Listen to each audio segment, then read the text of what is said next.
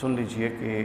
حضرت سیدنا ابراہیم علیہ السلام کو گزرے کم و بیش 4500 تقریباً 4500 سال کے قریب کا عرصہ گزر چکا ہے، اور حضرت ابراہیم علیہ السلام کے زمانے کے بعد کی تاریخ کو ہسٹورینز جو ہیں، تاریخ دان مورخین جو ہیں، وہ حضرت ابراہیم کے بعد کی زمین کو، بعد کے دور کو زمانہ معلوم کہتے ہیں، اور حضرت ابراہیم سے پہلے کے دور کو زمانہ غیر معلوم کہتے ہیں، غیر معلوم زمانہ کہتے ہیں۔ یعنی حضرت ابراہیم علیہ السلام سے پہلے جو دور تھا اس کا کوئی سالڈ پروف اور وہ انفارمیشن نہیں ہے، چونکہ اس سے پہلے حضرت نوح علیہ السلام کا طوفان ہے، اور طوفان نوح میں سب کچھ ایک دفعہ ختم ہو گیا تھا۔ یہی وجہ ہے کہ پھر حضرت ابراہیم کے بعد ایک نئی تاریخ بنی، جد الانبیاء کا لقب حضرت ابراہیم علیہ السلام کو ملا، جس کی وجہ سے یہ ایک پورا یعنی ہسٹری میں آدم ثانی، حضرت سیدنا نوح علیہ السلام کو، پھر حضرت نوح کے بعد یہ مقام و مرتبہ حضرت ابراہیم کو حاصل رہا۔ تو حضرت سیدنا ابراہیم کی مرکزیت کی یہ وجہ ہے۔ دوسری ایک وجہ مرکزیت کی یہ ہے کہ نبوت اور رسالت کے جو دو بڑے سلسلے ہیں وہ حضرت ابراہیم سے چلتے ہیں، بنی اسرائیل اور بنی اسماعیل، یہ دونوں اس کے جد ہیں جو وہ حضرت ابراہیم ہیں۔ یہ بھی وجہ ہے کہ حضرت ابراہیم متفقہ طور پہ ہر الہامی مذہب میں مقدس ہستی تصور کیے جاتے ہیں، یہود ہوں، نصارہ عیسائی ہوں یا مسلمان ہوں۔ چونکہ یہود جو ہیں اور نصارہ جو ہیں وہ حضرت سیدنا اسحاق کی آل سے ہیں، اور مسلمان جو ہیں وہ حضور علیہ الصلوۃ والسلام حضرت اسماعیل علیہ السلام کی اولاد سے تھی۔ تو یوں دونوں کے جد حضرت ابراہیم، اور قرآن مجید نے بھی اس چیز کو بیان کیا۔ پھر اس کے بعد حضرت ابراہیم علیہ السلام کی مرکزیت کی اگلی وجہ یہ ہے کہ پے در پے ایسے امتحانات سے آپ کو گزارا گیا کہ وہ امتحانات صرف آپ کی ذات کے لیے نہیں بلکہ رہتی دنیا تک انسانیت کے لیے روشن مینار بنے، وہ اتنی عظیم آزمائشیں تھیں۔ اور چوتھی وجہ یہ ہے کہ حضرت سیدنا ابراہیم علیہ السلام کو مرکزیت دینے کی کہ آپ کو پیغمبر توحید کے طور پہ جانا جاتا ہے۔ ویسے تو ہر نبی ہی اس کی تعلیمات کا جو کرکس ہے، بنیاد ہے، اساس ہے، وہ توحید پر رکھی گئی، لیکن حضرت سیدنا ابراہیم علیہ السلام کی تعلیمات کو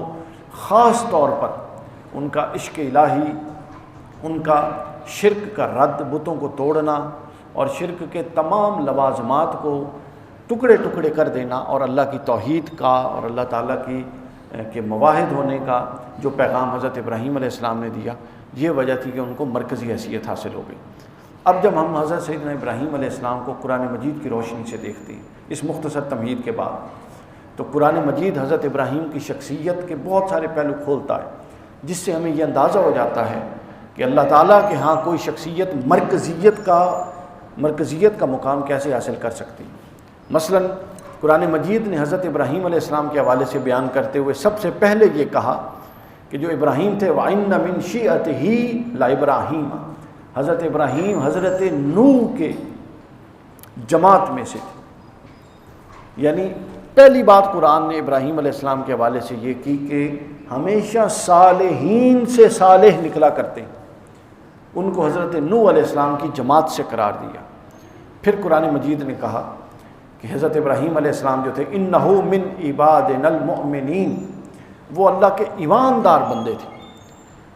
یہاں ایمان سے مراد ایمان لانا بھی ہے، اور ایمان سے مراد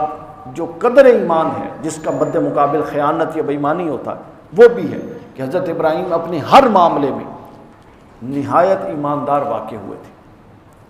پھر اس کے بعد اگلا پہلو جو قرآن مجید حضرت ابراہیم علیہ السلام کا زیر بحث لایا، بڑا اہم پہلو، یوں پرت در پرت قرآن نے اس کے کھولے۔ قرآن مجید کہتا ہے، اور اسی تناظر میں آپ سمجھ لیجئے کہ ابھی آگے جو ایام آ رہے ہیں عید کے اور پھر قربانی کے، اس کی ریلیونس خود بخود بنتی جائے گی۔ تو قرآن مجید کہتا ہے ابراہیم علیہ السلام کو کہ یہ مسلمان تھے۔ قرآن مجید نے پہلا مسلمان کے لیے پہلی دفعہ ٹائٹل جس ہستی کے لیے استعمال کیا وہ حضرت سیدنا ابراہیم علیہ السلام تھے۔ قرآن مجید نے کہا اعوذ باللہ من الشیطان الرجیم اذ قال له ربہ اسلم فقال اسلمت لرب العالمین، اللہ نے کہا کہ اے ابراہیم میرے آگے جھک جاؤ۔ ابراہیم علیہ السلام نے کہا میں جھکتا ہوں۔ تو لہٰذا سنت ابراہیمی پر صرف وہ ہے، سنت ابراہیمی صرف جانور کو بکرے کو ذبح کرنا نہیں ہے، بلکہ قرآن نے یہ بتایا کہ سنت ابراہیمی یہ ہے کہ جو رب کہتا ہے فقال لہ ربہ اسلم اسلمت لرب العالمین، جہاں رب کہتا ہے کہ اس معاملے میں میرے حکم کے آگے جھک جاؤ، جو رب کے حکم کے آگے جھک جاتا ہے وہ سنت ابراہیمی پر ہے۔ کیوں؟ کیونکہ ابراہیم علیہ السلام وہ تھے جو رب کے ہر حکم کے آگے جھک جاتے تھے۔ پھر اس کے بعد قرآن مجید نے بڑے خوبصورت انداز میں حضرت ابراہیم کی شرک سے نفی کی۔ کیا خوبصورت انداز! دو حوالوں سے نفی کی۔ ایک، خود اللہ تعالیٰ نے دو جگہ پر کہا کہ ابراہیم مشرکین میں سے نہیں تھے، اور ایک خود حضرت ابراہیم علیہ السلام نے کہا کہ میں مشرکین میں سے نہیں ہوں۔ کیا خوبصورت بات ہے کہ اب بندے کا رب اپنے بندے کی گواہی دے کہ یہ مشرکین میں سے نہیں ہے، تو اس کے ایمان کا درجہ کیا خوبصورت ہوگا، کیا ایمان ہوگا۔ اللہ تعالیٰ نے فرمایا حضرت ابراہیم وما کان من المشرکین، وہ مشرکین میں سے نہیں تھے، اور پھر وما انا من المشرکین، خود ابراہیم علیہ السلام نے بھی فرمایا کہ میں مشرکوں میں سے نہیں ہوں، یعنی میں اللہ تعالیٰ کو واحد یکتا، اس کی صفات میں، اس کی ذات میں کوئی اس جیسا نہیں سمجھتا، کوئی اس جیسا حاجت روا نہیں سمجھتا، کوئی مشکل کشا نہیں سمجھتا۔ میں اگر کسی کے آگے جھکتا ہوں تو وہ اللہ کے آگے جھکتا ہوں۔ پھر اس کے بعد اگلا پہلو جو قرآن مجید حضرت ابراہیم کے علیہ السلام کے والے سے بیان کرتا ہے، یعنی یہ پوری سیرت ابراہیم ہے جو قرآن نے بیان کی ہے، وہ بہت خوبصورت پہلو ہے۔ اگلا قرآن مجید نے حضرت ابراہیم علیہ السلام کے اب مقام و مرتبہ دیکھیے، کتنا عظیم بندہ کہ جس کو جد الانبیاء اور خلیل اللہ، خود اللہ نے قرآن میں کہا کہ میں نے ابراہیم کو اپنا خلیل بنایا، دوست بنایا۔ تو ہمیں یہ بھی تو انٹرسٹ ہونا چاہیے نا کہ جس بندے کو اللہ کہہ رہا ہے کہ میں نے دوست بنایا ہے، اس بندے کی طبیعت، اس کا مزاج، اس کی خصوصیات کیسی تھی۔ یہ ان کی خصوصیات ہے۔ اس لیے میں نے اس نوعیت کی چیزیں اٹھائی ہیں تاکہ سیرت ابراہیم سامنے آئے علیہ السلام، اور پھر حضرت سیدنا ابراہیم علیہ السلام کی سیرت سے یہ سامنے آئے کہ ہمیں اپنی سیرت میں کون سی خصوصیات پیدا کرنی۔ اگلا پہلو قرآن مجید نے بیان کیا سیدنا ابراہیم علیہ السلام کے حوالے سے سورۃ توبہ میں، فرمایا ان ابراہیم لأواہ حلیم، اور پھر اس سے آگے ایک اور جگہ پہ سورہ ہود میں 75ویں آیت میں فرمایا ان ابراہیم لحلیم اواہ منیب۔ بہت خوبصورت تین خصوصیات بیان ہوئی کہ بے شک جو ابراہیم علیہ السلام تھے وہ نرم دل تھے اور بردبار تھے، اور پھر تیسری جگہ فرمایا دوسری جگہ کہ بے شک ابراہیم نہایت بردبار، نرم دل، اور ہر معاملے میں پلٹ پلٹ کے اللہ کی طرف رجوع کرنے والے تھے۔ یہ تین خصوصیات کہ پہلی خصوصیت تو یہ ہے کہ حلیم متبع ہو۔ حلیم، حلم ایک ایسی خصوصیت ہے جو ہزاروں خصوصیتیں اس پر قربان، اتنی شاندار خصوصیت۔ حلیم ہونا کیا ہے؟ طبیعت میں ٹھہراؤ ہونا، ایگریسو نہ ہونا، فوری رد عمل نہ دینا، چیزوں کو غور و خوض کے بعد اس پر غور کر کے اس کو پورا کا پورا توجہ دے کر پھر ریئیکٹ کرنا، کبھی بھی عقل کا دامن نہ چھوڑنا، جذباتی نہ ہو جانا، یعنی آپ کے منہ سے رال ٹپک رہی ہو اور آپ کانپ رہے ہو، ایسا نہ ہونا، بڑے سے بڑے مخالف کے سامنے بھی تحمل کے ساتھ کھڑے رہنا، بڑے سے بڑی بدتمیزی پر بھی آگے اپنے ضبط کو قائم رکھنا، ایسی شخصیت کو حلیم کہتے ہیں۔ اور پھر جب جو مرضی آگے سے رسپانس آئے، جب ریئیکٹ کرنا تو نرمی کے ساتھ کرنا، شفقت کے ساتھ کرنا، دیانتداری کے ساتھ کرنا، یہ حضرت ابراہیم کی خصوصیت تھی۔ حلیم، بردبار، ہر معاملے میں بردبار تھے، متحمل مزاج تھے، اور پھر فرمایا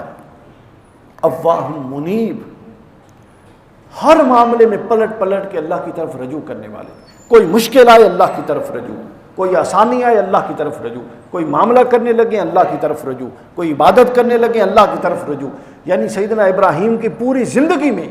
پلٹ پلٹ کر اللہ کی طرف رجوع کرنا تھا۔ آپ اندازہ کر سکتے ہیں کہ حضرت سیدنا ابراہیم کتنی دفعہ دن میں اللہ کی طرف رجوع کرنے ہوں گے اور کتنی دفعہ اللہ کی طرف متوجہ ہوتے ہوں گے کہ اللہ نے قرآن میں کہا کہ یہ وہ بندہ ہے جو بہت میری طرف متوجہ ہوتا ہے۔ اتنی تو ابراہیم کی بار بار متوجہ ہونا، اللہ کو یہ عمل پسند ہے، یعنی اتنا تو پسند آیا نا کہ اس عمل کو آگے سنت جاریہ کے طور پہ قرآن مجید میں بیان کر دیا۔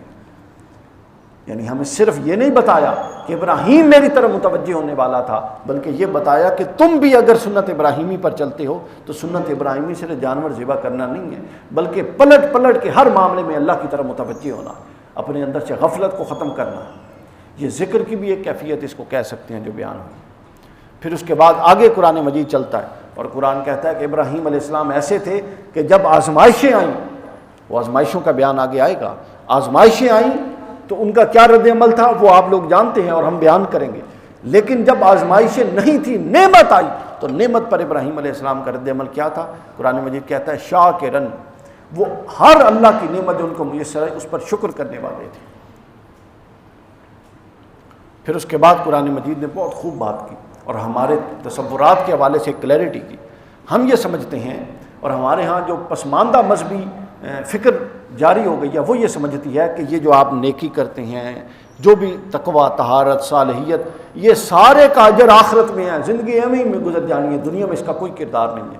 حضرت سیدنا ابراہیم علیہ السلام کے تنازع نے قرآن نے اس تصور کو رد کیا، نگیٹ کیا۔ قرآن مجید نے بتایا کہ اگر کوئی نیک ہو، صالح ہو، تو یہ کیسے ہو سکتا ہے کہ اس کے مد مقابل ایک فاسق و فاجر ہے، اس پر تو اللہ کی عنایات ہوں، اور جو اللہ کا بندہ ہے، نیک ہے، اس پر اللہ کی عنایات نہ ہو۔ یہ عقل کے بھی خلاف ہے اور نص کے بھی خلاف ہے۔ قرآن مجید نے حضرت ابراہیم علیہ السلام کے حوالے سے کیا کہا سن لیجیے۔ قرآن میں 2 جگہوں پر کہا کہ ابراہیم کے عمل صالح کی وجہ سے ہم نے ابراہیم کو دنیا میں اجر عطا کیا، اور وہ اجر کیا تھا؟ اس کو امامت دی، اس کو نبوت دی، اس کو صالحیت دی، اس کو مرکزیت دی، اور اس کو اپنا نمائندہ اور اپنا خلیل بنا دیا۔ سن لیجیے، قرآن مجید نے کہا سورہ النحل، یعنی سورہ النحل آیت نمبر 142، قرآن مجید میں وَآتَيْنَاهُ فِي الدُّنْيَا حَسَنَةً، ہم آخرت کا اجر دیتے ہیں، مگر یہ مت سمجھو کہ سارا اجر ہم نے آخرت پہ رکھا ہوا ہے، نہیں، جو صالحین ہیں ہم ان کو دنیا میں بھی اجر دیتے ہیں، اور ابراہیم کو بھی ملا علیہ السلام۔ پھر آگے فرمایا سورہ العنکبوت 29ویں سورت میں 27 نمبر آیت، فرمایا وَآتَيْنَاهُ أَجْرَهُ فِي الدُّنْيَا، اور ہم نے ابراہیم کو دنیا میں بھی اجر دیا تھا۔ یعنی صالحیت کا کلیہ یہ ہے، یعنی وہ کیا صالحیت ہوئی؟ اس کا مطلب ہے کہ اللہ صالح بنا کے خود ناکامی کا پرچار کرتا ہے اور ناکامی ہاتھ میں پکڑاتا ہے کہ تو جتنا مرضی صالح ہو جا، دنیا میں تو نے ناکامی گزرنا ہے۔ ایسا نہیں ہے، یہ غلط تصور ہے۔ ہاں یہ اللہ کا امر ہے، اگر کسی کے معاملے میں اپنے قانون کو بدل دے وہ بدل سکتا ہے، مگر اصول کیا ہے کہ جو اللہ تعالیٰ کی اطاعت میں جاتا ہے، صالحیت میں جاتا ہے، اس کا اجر آخرت میں بھی محفوظ ہوتا ہے اور اس کو دنیا میں بھی عام لوگوں سے ممتاز کیا جاتا ہے۔ اس حوالے سے حضور شیخ الاسلام کی ایک کتاب ہے مختصر، اگر آپ دیکھنا چاہیں، کہ نتیجہ خیزی کی ضمانت، انہوں نے اس میں اس کا پورا تصور یہ ہے کہ جب کوئی جد و جہد کرتا ہے اور اخلاص کے ساتھ کرتا ہے اور اس کے عصری تقاضے پورے کرتا ہے تو پھر اس کی کامیابی کی ضمانت اللہ تعالیٰ اس دنیا میں بھی فراہم کرتے ہیں اور آخرت میں تو پھر اس کا اجر ہوگا۔ اس کے بعد حضرت ابراہیم علیہ السلام کے حوالے سے قرآن مجید نے اگلا پہلو جو بیان کیا وہ دنیا کا بیان کر کے پھر فرمایا